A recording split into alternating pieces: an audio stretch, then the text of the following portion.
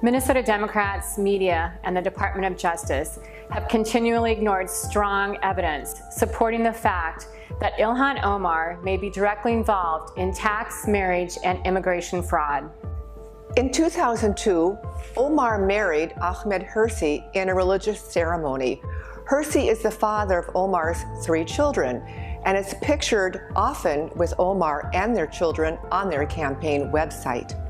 In 2016, Minnesota journalist Scott Johnson received a tip about a post from a Somali community website containing marriage certificates alleging Omar married her brother Elmi in February 2009 in order for him to immigrate to the U.S. legally, despite the facts she'd been married to the father of her children, Hirsi, over a decade. This clearly proved that any such second marriage might be bigamous under Minnesota law as well as fraudulent. Later in August 2016, further investigations into legal documents and filings in Minnesota by journalist Priya Samsundar uncovered evidence supporting the allegation that Ilhan Omar married her brother, Ahmed Nursed Elmi, in 2009. The 2009 marriage license to Elmi lists the same address as one filed for a Minnesota business 3 months later in May 2009 for One-to-One Cafe by Hirsi, the father of Omar's 3 children.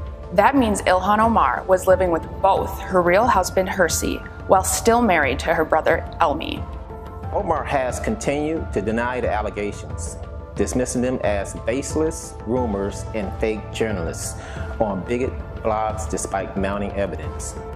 High school record evidence also support the claim that Elmi is indeed her brother and graduated in 2003 from Arlington Senior High School in St. Paul, Minnesota, with enrollment records that state he was born April 4th, 1985, the same birth date listed on Omar's 2009 marriage certificate to Elmi.